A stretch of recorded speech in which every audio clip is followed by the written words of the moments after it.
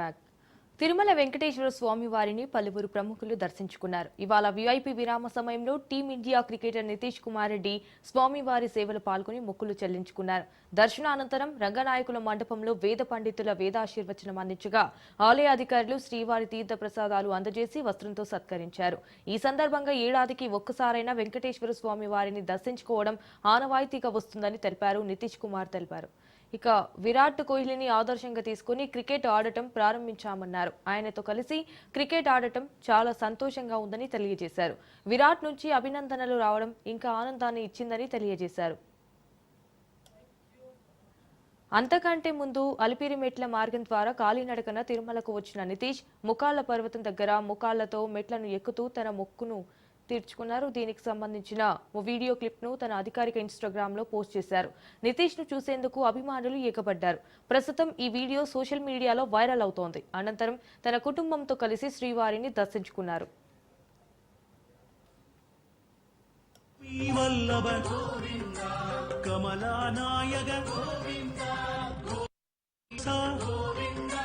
శ్రీ వెంకటేశ లక్ష్మీ వల్లభ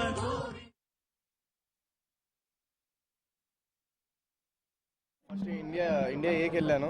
అక్కడి నుంచి నాకు అక్కడ ఇండియా కాలప్ వచ్చింది. ఎలా తప్పకుండా మన ఆంధ్ర నుంచి ఒక ప్లేయర్ ఆడుతున్నాడంటే తప్పకుండా మంచిగా ఆడాలి, ఇంకా చాలామంది ప్లేయర్స్ రావాలని కోరుకుండేది నాకు.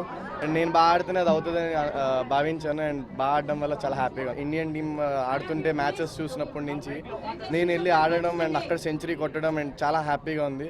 And whole Andhra and Indian proud చేసినందుకు చాలా హ్యాపీగా. T20 అవునండి తప్పకుండా చాలా షార్ట్ టైం ఉంది. బట్ నా ఫుల్ ప్రిపరేషన్స్ ఇస్తున్నా. ఎప్పుడైతే 100s ఇంకా మంచి పర్ఫార్మెన్స్ చేస్తామో అప్పుడు యువ క్రికెటర్స్కి ఇంకా మనం కూడా ఆడొచ్చు అని ఒక బిలీవ్ వస్తుంది.